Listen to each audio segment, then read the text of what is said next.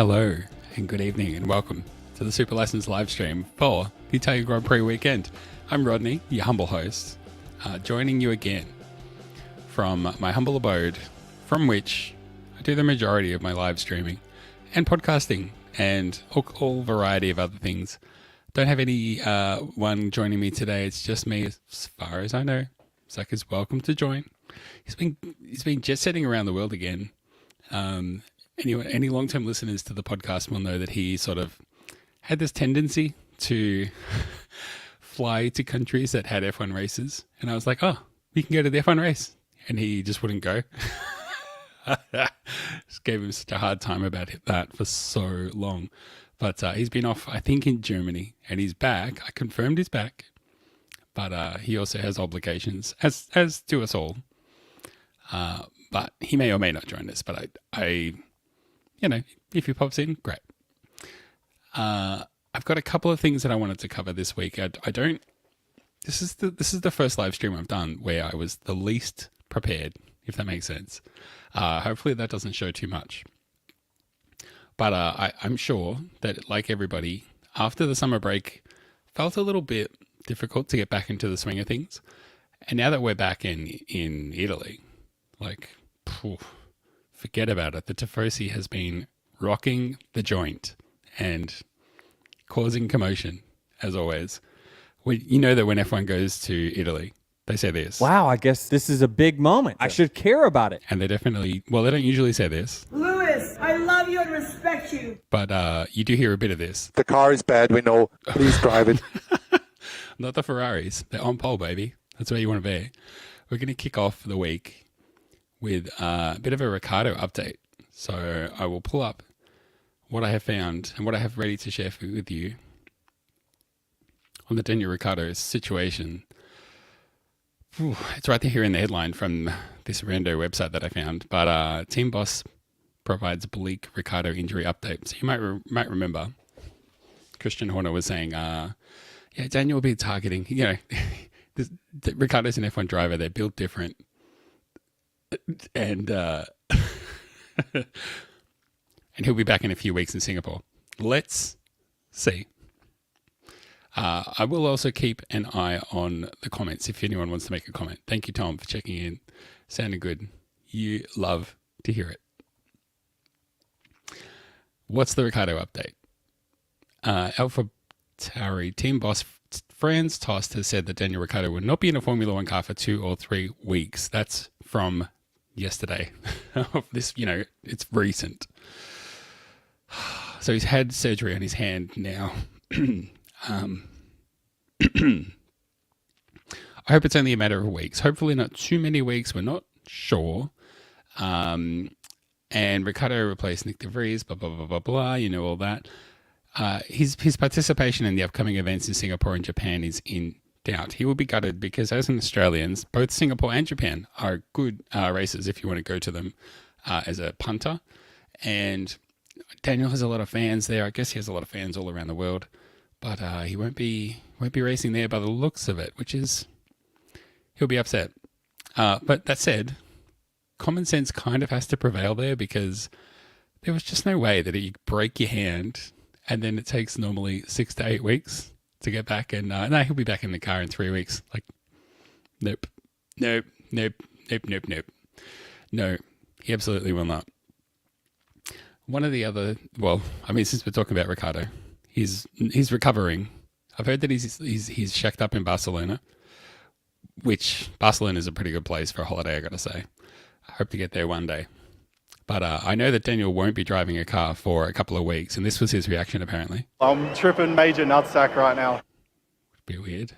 He's a random. He's a loose unit, that guy. Poor old Daniel Ricciardo. He just doesn't... I just don't really know. I can't get a read on him sometimes. Who says that? Well, the big story of the week. I guess this is the kind of story that people debate about and have wasted hours over the weekends, over Formula One weekends, at the pubs with their mates talking about the legacy of various drivers, talk about Schumacher, talk about Vettel, Hamilton, for sure. Are they the greatest there's ever been?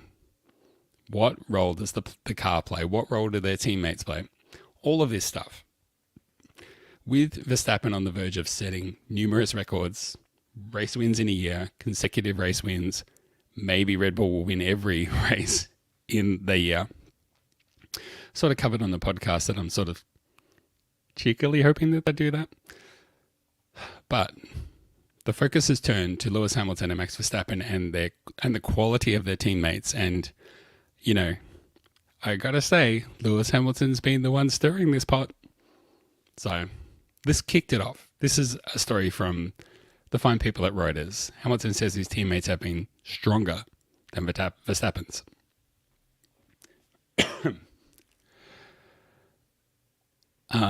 The 7-time world champion told Sky Italy that he was no more impressed with the Red Bull driver's achievements than he had been when other champions were winning and dominating. When I qualified half a second, 6/10 ahead of Valtteri, they, the media, didn't say the same thing as they say today when Max qualifies 6/10 ahead of Sergio Perez. It's blown up much more. In my personal opinion, Valtteri and all of my teammates Valtteri and all of my teammates have been stronger than the teammates that Max has had. Jenson Button, Fernando Alonso, George Russell, Valtteri, Nico Rosberg. I don't know why they didn't put Valtteri Bottas here. I've had so many. These guys have all been very, very strong, very consistent, and Max has not raced against anyone like that.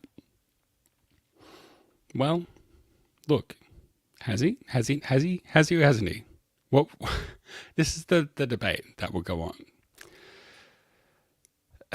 There's obviously many, many sides to this story. So let's cover some of the angles, and then I'll tell you what I reckon before we progress. Obviously, one of those names that was just mentioned, Nico Rosberg. And you might notice that he's often featured with a microphone in front of his face. So as is his want and right, he's weighed in. Nico Rosberg chimes in on Lewis Hamilton, Max Verstappen teammates debate. He has a point. Nico Rosberg has offered his verdict on the teammates' row that has opened up between Lewis Hamilton and Max Verstappen. Nico Rosberg thinks of Lewis Hamilton and he says this. Lewis, I love you and respect you. Hamilton set tongues wagging at the F1 Italian Grand Prix by claiming that his former teammates over the years were much stronger than anyone Max Verstappen has been alongside. Rosberg is the only ex-teammate to win an F1 championship while in the same car as Hamilton. Not literally in the same car. That would have been in the vibe, though. Speaking of strange, it's strange that Lewis talks about that. My teammates were better, Rosberg said on Sky TV. Where did that come from? Bit strange. But I do think he has a point. He had 3 world champions as teammates. That says a lot, doesn't it? So I do think it's correct. I used to do a pretty good Nico Rosberg impression. I've kind of lost it in the last few years. Let me try again. He had 3 world championships as teammates. That does say a lot, doesn't it, huh? So I do think it's correct. Nevertheless, it's not really that relevant because we all know how amazingly awesome Max is driving. Getting it back. Max is going very strong towards the same level as Hamilton, Michael Schumacher, Ayrton Senna. He's going to be one of those clearly almost top 5 greats. Rosberg, Jenson Button, Fernando Alonso were teammates with Hamilton and are also ex-F1 champions. I feel like part of that is at least Nico Rosberg just trying to remind everyone that he won a championship. You know, like I'm on that list too. Don't forget. Well, let's give the right of reply. This is only fair. Let's give the right of reply to Max Verstappen. Max Verstappen hits out at Hamilton following teammate claim. The animosity between Lewis Hamilton and Max Verstappen stemming from the 2021 Formula season? Step up your game, Sports Brief. The animosity between Lewis Hamilton and Max Verstappen stemming from the 2021 season keeps on giving following the Mercedes driver's recent comments on his Red Bull rival. Yada, yada, yada. You know what Hamilton said. Let's skip to the good stuff. Verstappen's response to Hamilton, when quizzed about the comments of his 2021 rival, which, guys, it's 2023. Verstappen to define Verstappen as Hamilton's 2021 rival is cooked. The guy's on the verge of becoming a 3-time world champion. Unbelievable. Shout out to Tom. Thanks, Tom. This is more enjoyable than the Sky coverage. I mean, I'd hope so. I'm no Nico Rosberg, but I try. Let's start again. When quizzed about the comments of his 2021 rival, Verstappen was unconcerned about what Hamilton had to say and rather dwelled on the fact that Mercedes have had a tough time dealing with recent losses after being the dominant force in Formula One for 8 years. Quoted to Racing News 365, the Dutch driver said, "Maybe he's a little jealous of my current success." This kind of statement, he possibly thinks he's winning with something like that, but it makes no difference to me. You can keep shouting and screaming that what we do is not that special. You just have to deal with yourself. So true. I mean, I feel like when Max Verstappen is winning everything that there is to win, and he's just so dominant. I mean, he didn't get pole this weekend, but I mean, he's just absolutely blitzed. He just blitzed everything. He's got the only thing on his mind is, Mate, where's the toilet paper? because, I mean, he's on another level. So the debate goes on. I definitely want to hear what people think about that. I want to know where you rate the teammates. Do you think it cares? What is important here? As you sometimes have to do, you got to call in the big guns. And reliably, the good folks at the race have weighed in just in time. This is from Ben Anderson. Hamilton's Verstappen F1 teammates critique stretches the truth. Ooh, sounds promising. This might even be fair and balanced. Holy smoly. Lewis Hamilton has cast aspersions on the quality of Max Verstappen's Formula One teammates, saying that all my teammates have been stronger than the teammates Max has had. Tensions, blah, blah, blah. Again, 2022. Why keep bringing it up? Blah, blah, blah. Let's scroll down to the meat here, because they're basically just summarizing everything that I've already said. Here's what they say. Let's compare their respective teammates throughout their F1 careers so far, see how their contention bears up under scrutiny. We're going to score out of 10 how tough a challenge each teammate was, and then average them out for Hamilton, having had more teammates than Verstappen so far. So I guess the point there is they can't just tally up the votes because Hamilton's had more teammates, so they're going to average it out, which is fair. What they really needed to do is actually weight it across the number of years. So, we'll get to this in a second, but as you'll see here, 2007, Fernando Alonso was teammates with Hamilton for all of 1 year. So if you're going to rate Fernando Alonso very highly, but Hamilton was only teammates with him for 1 year, that's not the same as having, say, Valtteri Bottas for 4 or 5 years. That's not equivalent. Anyway, let's get stuck in. Fernando Alonso, 2007. Doesn't get much tougher than going up against the double world champion and conqueror of Michael Schumacher in your rookie F1 season. So true. Alonso, even back then, was clever, experienced, and relentlessly competitive. Fernando. Lewis, I love you and respect you. Doesn't quite work, but I'll keep working on that. It helped that Hamilton was already embedded at McLaren, but even so, to match Alonso for points and beat him 6-2 for pole positions stands as probably the greatest rookie season by anyone in F1 ever. The race rating 10 out of 10. So that's them giving 10 out of 10 to Alonso in terms of how tough a competitor he was. Fair enough. I guess the point to be made here, and I'll get to this. This will feed into my mega point at the end. Hamilton, yes, raced against Alonso. They finished the year level on points. Yes, Fernando Alonso was a 2-time world champion. Yes, it was Hamilton's rookie season. Just keep all that in mind. Finished level on points, though. This is the one that gets me, is because you might have noticed this gentleman was not listed previously by Lewis Hamilton. Heikki Kovalainen, 2008 and 2009. There's an argument to be made that Lewis Hamilton would have won the championship in 2007 if his teammate was not Fernando Alonso, because they took wins off each other. Obviously, it was a horrible year for both of them in terms of the tension and everything that played out. Hamilton would have been champion that year if his teammate was not Fernando Alonso. So it's telling that he got the championship in 2008 when his teammate was Heikki Kovalainen. Blah, blah, blah, blah, blah. In 2009, globally poor McLaren. Kovalainen's issues were magnified.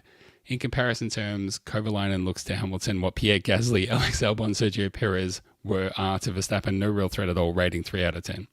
I can't disagree with any of that. That's all completely fair. They say something here too along the lines of they put him in there to be a benign presence. Yeah. So true. Then shit gets real. Jenson Button, 2010 to 2012. Hamilton went up against Button when Jenson was arguably at his peak, riding the wave of confidence created by his unlikely 2009 World Championship success with Brawn. So twice, Lewis Hamilton had a new teammate join the team that he was driving for, who was the world champion the previous year. Oops.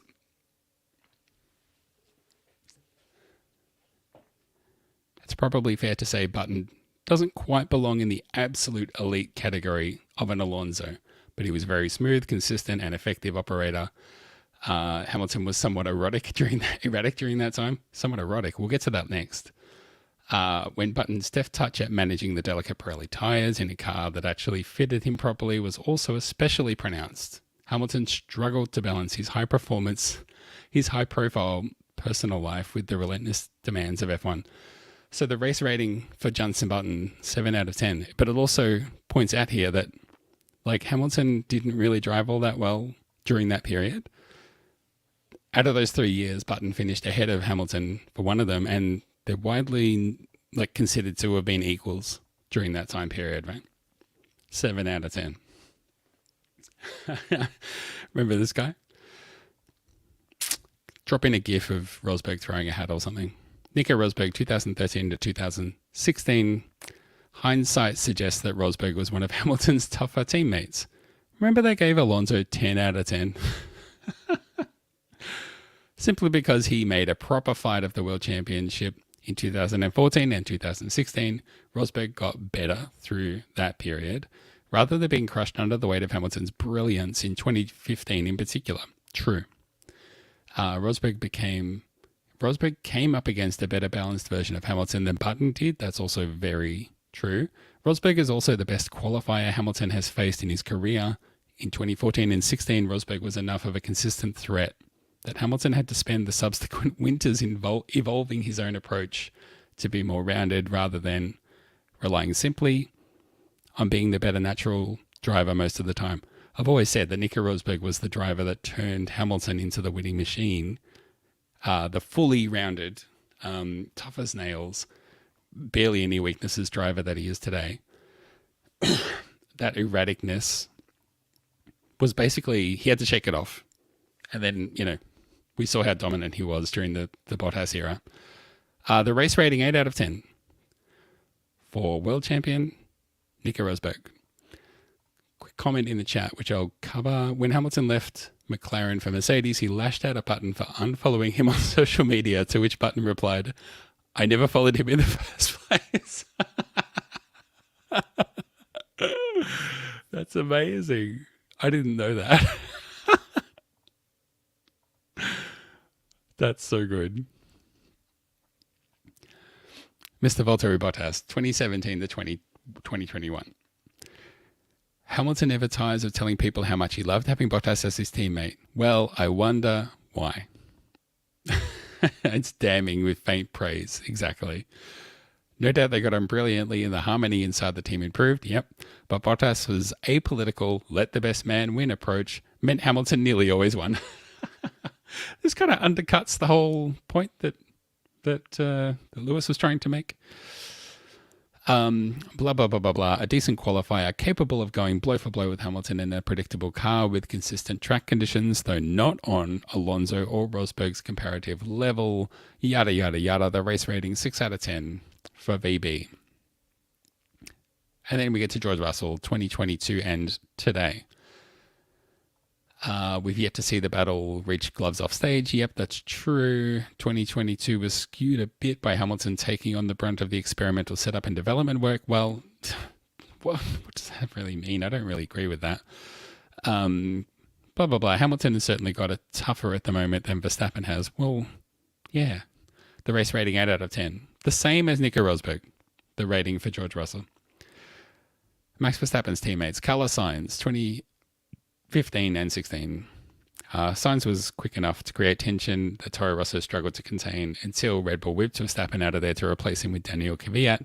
The race rating 8 out of 10 for Sainz. Pretty generous if you're talking about that period. But, I mean, given where Verstappen's gone since he was promoted to Red Bull, and Sainz struggled a little bit after that period, I think, saying that those two were comparable, pretty generous. Just putting that out there. Why this photo? Come on, guys. Lift. Do better. Daniel Ricciardo, 2016 to 2018. Ricciardo is Verstappen's most decorated and celebrated teammate so far. Okay. Was consistently among the top performers on the grid. The version of Ricciardo was probably the best we've seen in F1. Fair. Verstappen was right on his case from the first race together. Verstappen won that race. But I would say the rest of that season, Ricciardo had Verstappen's measure, but mostly to the fact that Ricciardo was already in the team and then Verstappen had a bit of work to do sort of vibing in the team. Overall, he was clearly the stronger of the two, but it was always a close thing. A closer running thing than it had been since for Verstappen. The race rating 9 out of 10 for Ricciardo. 9 out of 10. They gave Nico Rosberg 8 out of 10. Okay. Pierre Gasly 2019, comparable to Kovalainen. Yep. Gasly was pretty terrible that year. Race rating 2 out of 10. Don't really need to add anything to that, I don't think. Alex Albon 2019 and 2020 did a slightly better job than Gasly, as evidenced by the fact that he was kept on for a full season. Albon showed some signs of life in the final races of 2020. That's unfair. He showed signs of life here and there. He was spotty, but that was the problem. Red Bull decided greater consistency and experience was required. 4 out of 10. Not an unfair mark, but some of the comments here, I think, maybe not what I would say. Sergio Perez, 2021 to present. Perez is just about rated the best of the bunch of Verstappen's victims. Well, they just gave Ricciardo 9 out of 10. They give Perez 5 out of 10. Okay, whatever. Perez is very similar to Bottas. Yeah, that's true. And that he does relatively better compared to Verstappen when the car is some way below its potential but struggles to adapt as the team raises the performance ceiling. Yeah, that's pretty fair. So we've got all those ratings. Here we go. Hamilton's average teammate level, 7 out of 10. Verstappen's average teammate level, 6.5 out of 10. Now, I mean, I think just looking at that sort of proves Hamilton's point. I think there's also some scores that are lifting this too high. I mean, again, Ricciardo 9 out of 10. I just don't get that. But okay. What they're basically trying to say here is that Hamilton is it's not a clear win for Hamilton and a clear loss for Verstappen in this matter. But they're saying that Hamilton is kind of stretching things here. I think, if anything, he's made his point there. But this really brings me to my broader point, which is, what are we trying to actually prove here? I mean, Verstappen's on his way to a 3rd championship. Unless things change considerably, he'll be on his way to his 4th and 5th world championship. He's on his way to setting a new record for most consecutive wins, most wins in a season, blah, blah, blah, blah, blah. He's holding his teammate at arm's length, basically like a bully on the schoolyard, making every other team look absolutely stupid. And this question, I think, is starting to come up of, well, how great is Verstappen and will he go down as one of the greatest compared to the others in the sort of 3-4 world championship club and beyond? Hamilton's already laying the groundwork for, but what about? And he's not as good as me because my problem, the reason I say that I don't think this is Hamilton making the point that he thinks he is to say, yeah, well, Verstappen may have all these wins. Verstappen may collect some championships, but it was not as good as me because I raced against better drivers.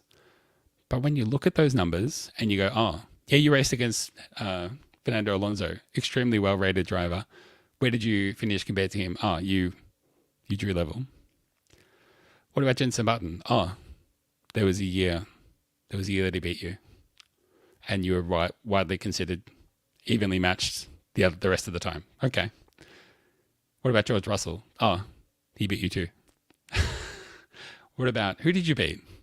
You really consolidated you really amassed all of your pole positions and wins, the sort of record-setting numbers during the Mercedes era when the car was dominant. So first of all, there's that. I don't want to open that can of worms, but it's there, wiggling away in the cupboard, waiting for someone to come along with a can opener and just unleash some fury.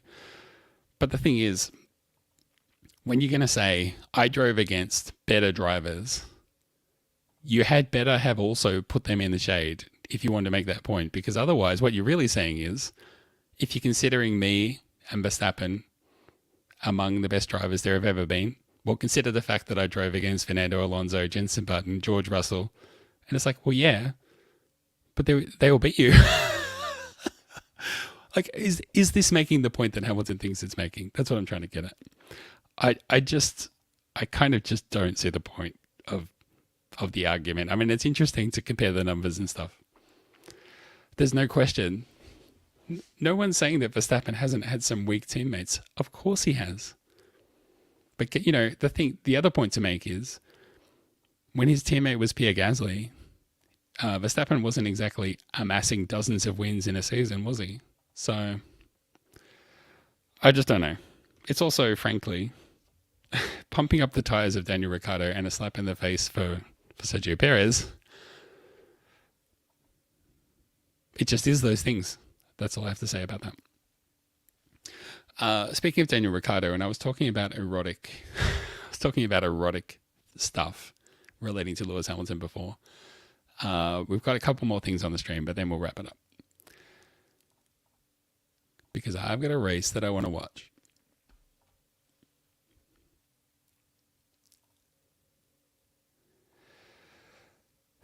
So,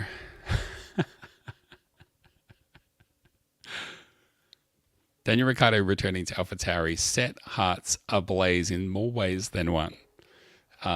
Obviously, if you're an F1 fan, obviously, if you are just out and about, you're adrenaline junkie, following the sport so closely, the news that Daniel Ricciardo was returning would have had you salivating. But the other thing that might have had, well, some people salivating, and I missed this when it launched. This came out in May 21st this year, is the launch of this book.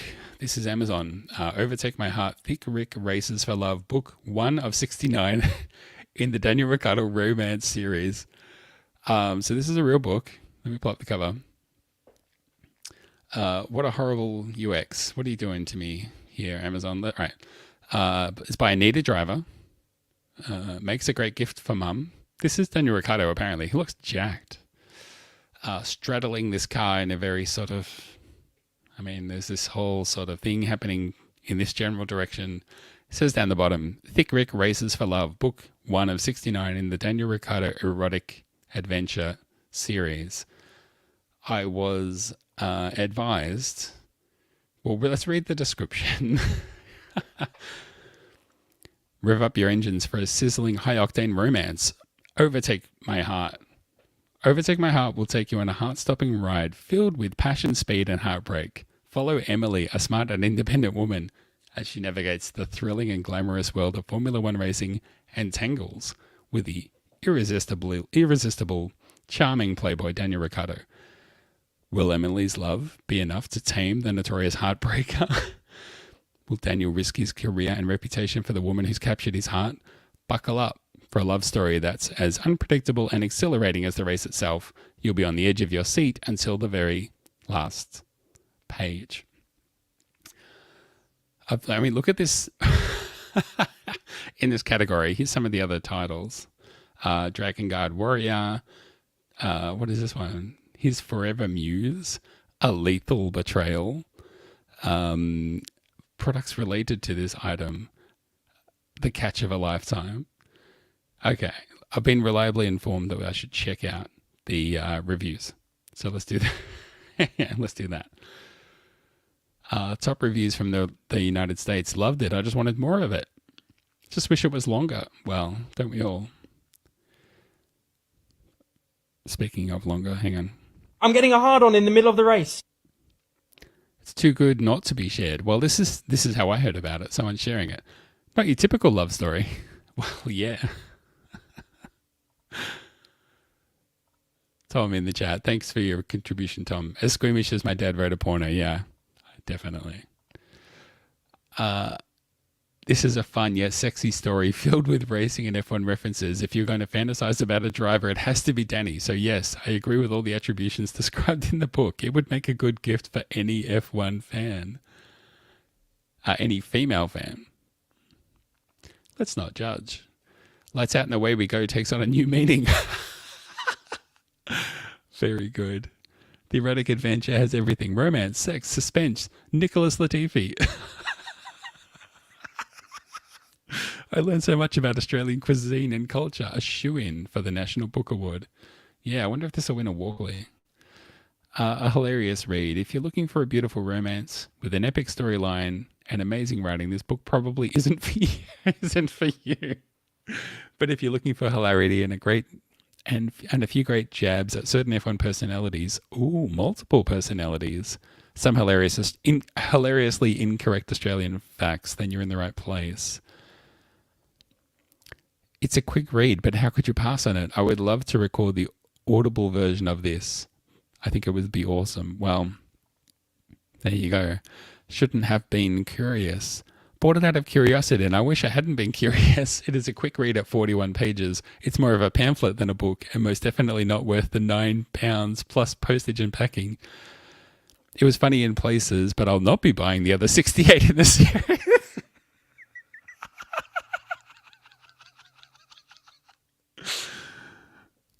It's like he's so close to getting the joke. Or maybe I don't know. Maybe he's closer than I'm giving him credit for, but there you go. I wonder if there will be another book in this series as I question the legality of using a real-life person and making no attempt to disguise their identity and that of other drivers. Well, isn't that the point? As I just noticed this. What is this? Stop, drop, and stroll. Oh, man. What is that about? This looks fun, actually. Let's pull this up. Stop, Drop, and Stroll, the Lance Stroll-inspired guide to fire safety for kids. Yes. I bet that gets highly rated. That's $15. Doesn't say about shipping and postage, though. Prepare for an unforgettable... Oh, this is also by Anita Driver. So there you go. She's obviously, cornering this market of, questionably illegal Formula One inspired stories. This one obviously for kids, which I feel like that's a bit of a dubious area. What are you going to do about that? But look, if you didn't know about it, now you do know about it. The Daniel Ricciardo book. Everybody should pick up a story. Pick up a copy. In fact, I have to admit. Ta-da! Oh, it's all blurry. Overtake My Heart. Here's my copy. It does say on the front, makes a great gift for mum. I got one from my brother as a Father's Day gift. So thanks, Ewan. Definitely agree. It's pretty much on the thin side, but what can you say about it? Should we just read a random, what if I pick a random page and just start reading? I mean, that's questionable in terms of copyright as well, but, Anita Driver started it. Do we just start halfway down the page on page 11? Emily felt her cheeks warm under his praise. Thank you, Daniel. I've had a fantastic time too. He paused for a moment, seeming to gauge her response before continuing. I was wondering if you'd like to continue our conversation over dinner. There's an Outback Steakhouse nearby. I would love to share the food of my people with you. Emily was momentarily stunned. Was this really happening? Was Daniel Ricciardo, the man she'd admired from afar for so long, inviting her to dinner? I'd love that, Daniel, she replied, her voice steady despite the thrill of excitement coursing through her. I've always wanted to try a blooming onion. Daniel laughed, clearly pleased by her response. Perfect, it's a date then. Let's say 8 o'clock. Emily nodded, her heart fluttering with the promise of an evening to come. 8 sounds great. As she walked away, Emily couldn't help but replay the encounter in her mind. She was going to dinner with Daniel Ricciardo. This was more than she could have ever hoped for, and she couldn't wait to see where the race would lead. Holy smokes.